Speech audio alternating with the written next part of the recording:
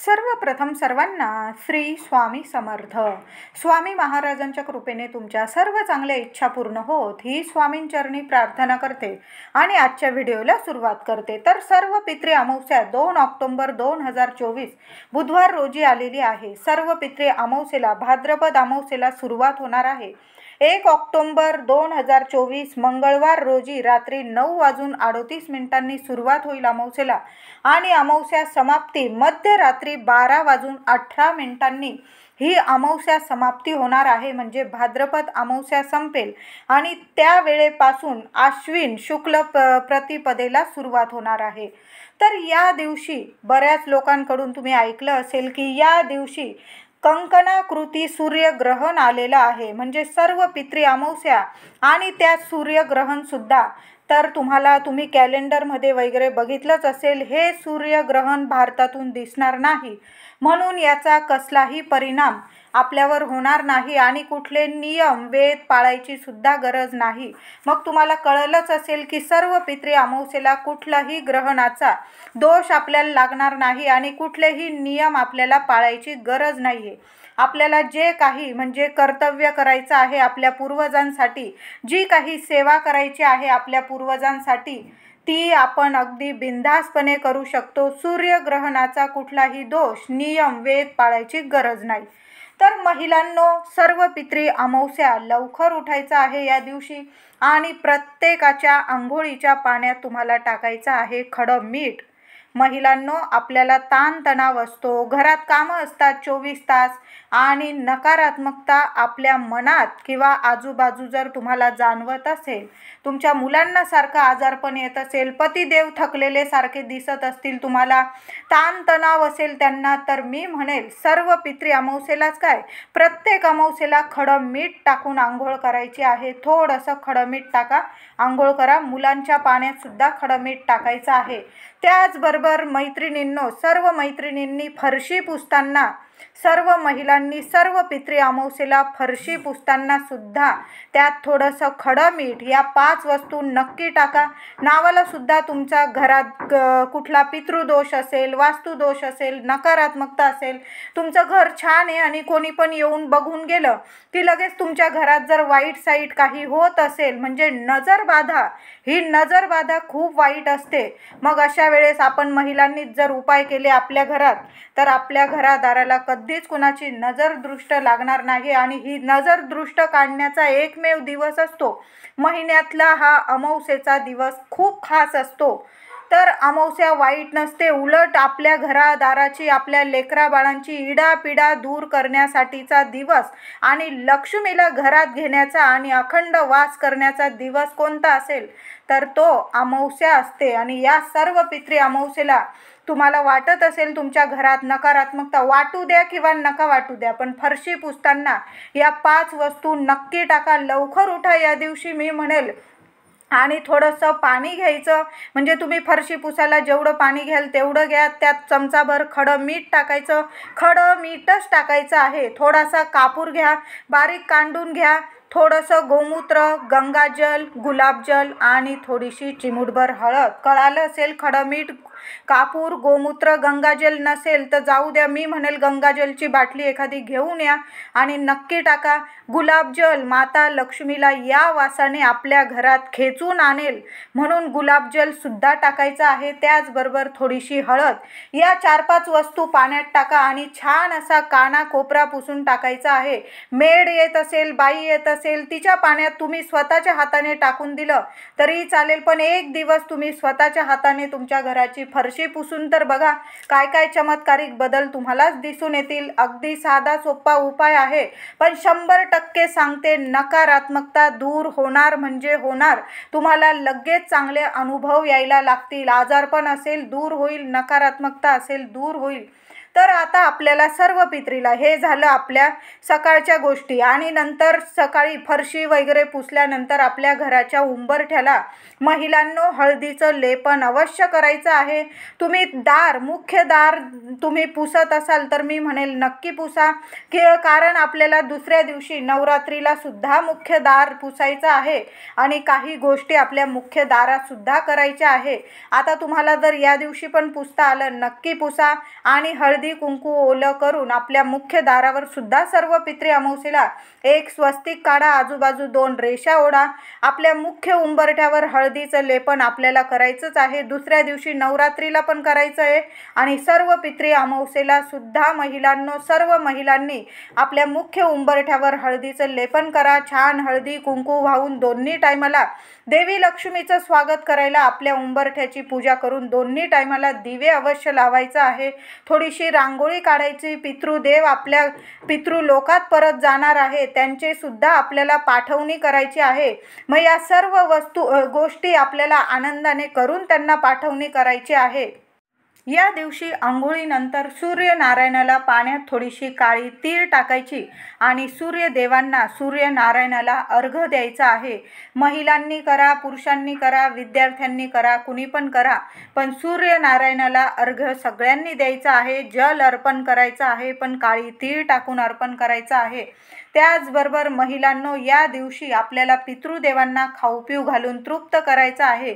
तुम्ही पितृपक्षात तुमच्या पितरांची तिथी केलेली असेल किंवा नसेल, त्यांना जेवू घातलेलं असेल किंवा नसेल, तरी पण सर्वांनी सर्व पितृ अमावस्येला आपल्या पितृदेवांना खाऊ पिऊ घालून तृप्त करून आनंदाने त्यांची पाठवणी पितृलोकात करायची आहे. तर महिलांनो, वरण भात भाजी पोळी तुम्ही जे रोजचं जेवण बनवता ते बनवायचं आहे आणि खास नैवेद्य म्हणजे तांदळाची खीर. हो, तर तांदळाची खीर खूप महत्त्वाची आहे. पितृपक्षात तांदळाच्या खिरीला खूप महत्त्व आहे आणि सर्व पितृ अमावस्येला तर प्रत्येकाने थोडी का होईना तांदळाची खीर ही बनवायलाच पाहिजे. पहिला नैवेद्य तुम्हाला काढायचा आहे आपल्या देवांना, देवघरात देवांना सुद्धा नैवेद्य दाखवा. दुसरा नैवेद्य काढायचा आहे गाईला. एखादी चपाती किंवा पुरी घ्यायची, त्यावर गोड खीर ठेवायची आणि तो नैवेद्य स्वतःच्या हाताने गाईला खाऊ घालायचा आहे. तुमच्या घरातील गेलेली कोणी सवाशीण स्त्री असेल, तिला मुक्तता मिळेल, शांतता मिळेल आणि तिचा भरभरून आशीर्वाद मिळेल आणि सर्व पितर तुमच्यावर अगदी प्रसन्न होतील. कायम तुमच्या घराची भरभराटी होईल, मुलांची प्रगती होईल. म्हणून सर्वांनी गाईला नक्की गोड खीर, तांदळाचीच खीर, तांदळाची खीर आणि तुम्ही चपातीत ठेवली ती खीर आणि स्वतःच्या हाताने ती चपाती, खीर आणि चपाती किंवा खीर आणि पुरी गाईला नक्की खाऊ घालायची आहे. त्यानंतर तुम्हाला कावळ्याला सुद्धा नैवेद्य काढायचा आहे. तुम्ही जे जेवण बनवलेलं असेल एखाद्या चपातीवर किंवा 2 चपात्या घ्या लहान लहान आणि त्यावर सर्व जेवण काढून दक्षिण दिशेकडं, तुम्ही टॅरिस असेल तुमचं, गच्ची असेल, बाल्कनी असेल किंवा झाड असेल समोर घराच्या दाराबाहेर हा नैवेद्य नक्की ठेवा. बाल्कनीत वगैरे ठेवला तरी चालेल. दक्षिण दिशेकडं तो नैवेद्य आपल्याला ठेवायचा आहे. पितरांना प्रार्थना करायची आहे. या पितृपक्षात आमच्याकडनं काही चुकलं माकलं असेल, तुमच्या सेवेत काही राहून गेलेलं असेल, तर हा नैवेद्य ग्रहण करा आणि आपल्या घराला, आपल्या लेकरा बाळांना नक्कीच भरभरून आशीर्वाद द्या. क्षमा याचना मागून घ्या आणि तो नैवेद्य कावळ्याला खाऊ घालायचा आहे.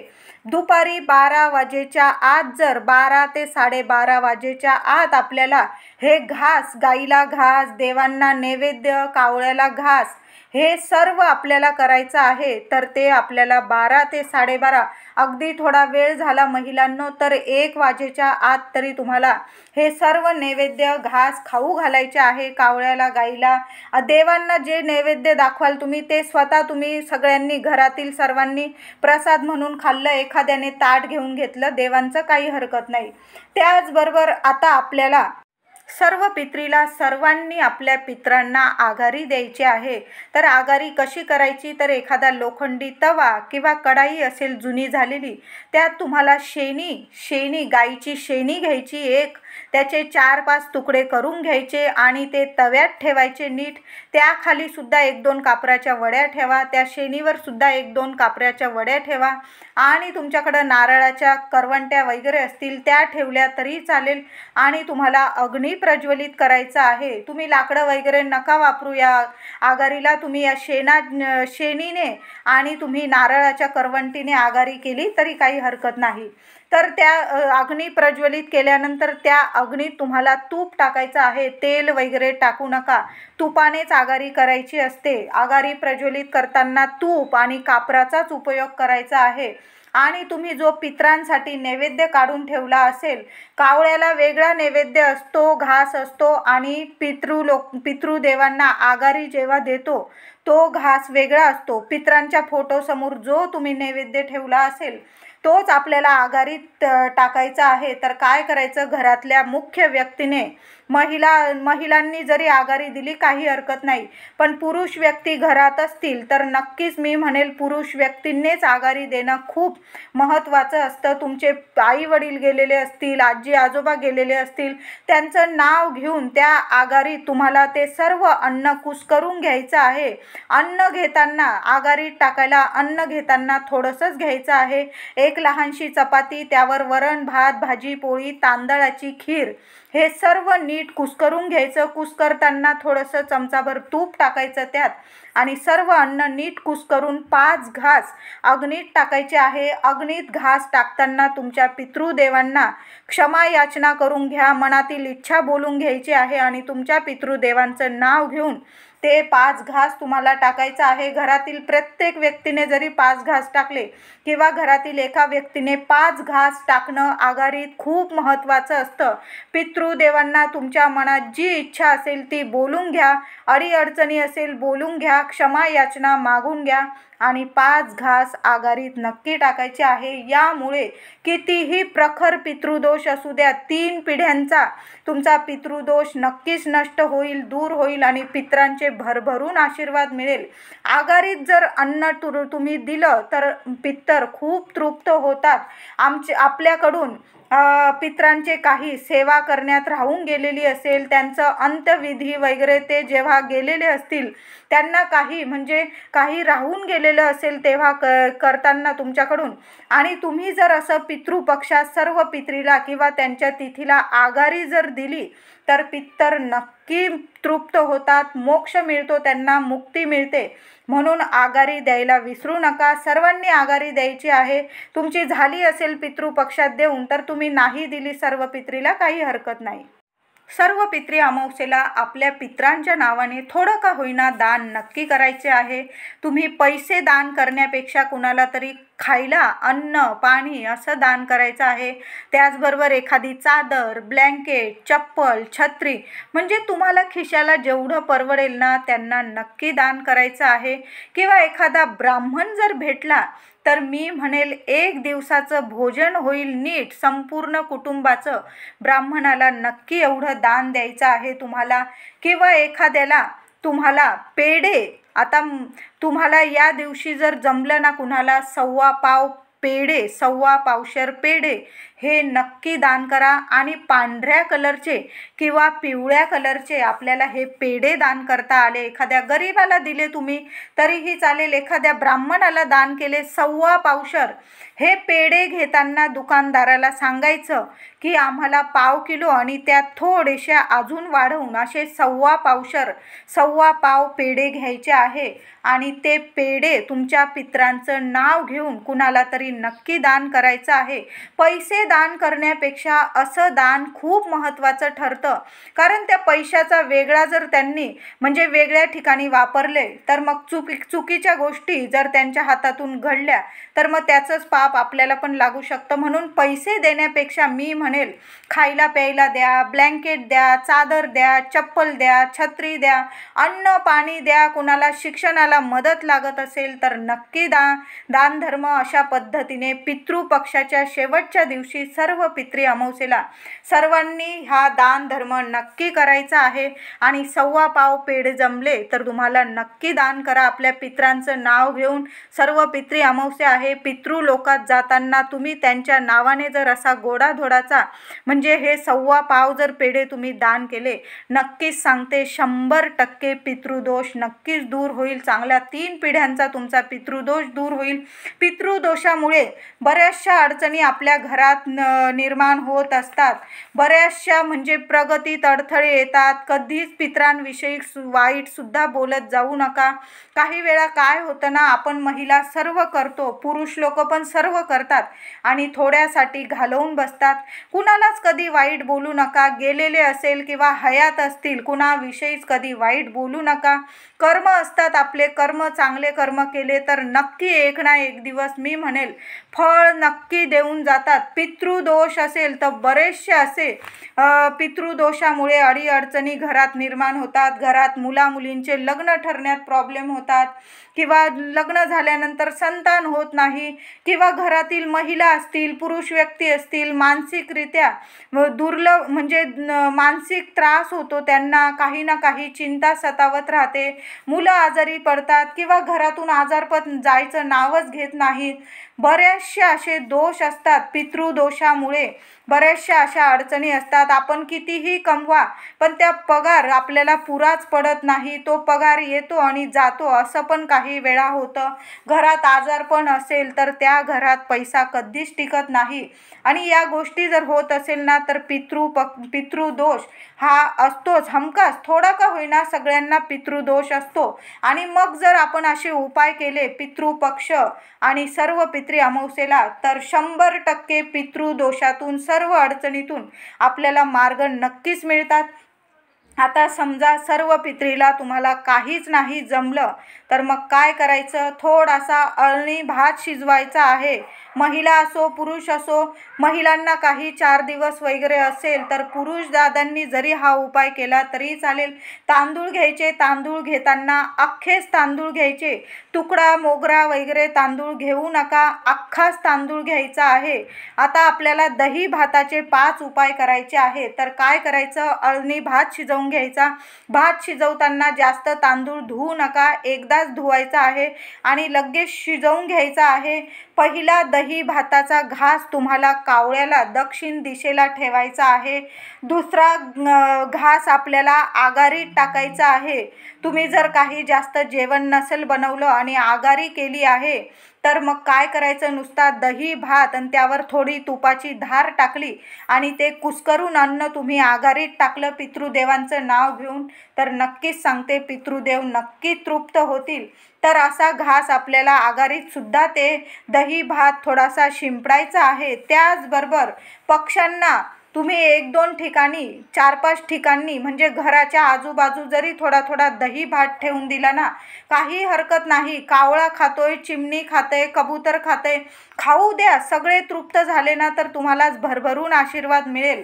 आता तुमच्या घरात जर कुणाला दृष्ट लागलेली असेल, तुमच्या घरात मुलं ऐकत नसतील, वागत नसतील तुमच्याशी नीट, मूल लहान असो मोठी असो, आईने या दिवशी अळणी भात त्यावर थोडंसं दही ठेवायचं, मुलाला पूर्व पश्चिम उभं करायचं आहे आणि 7 वेळा मुलावरून तो दही भात उतरवून घ्यायचा आणि बाहेर कावळ्या चिमण्यांना खायला ठेवून द्यायचा.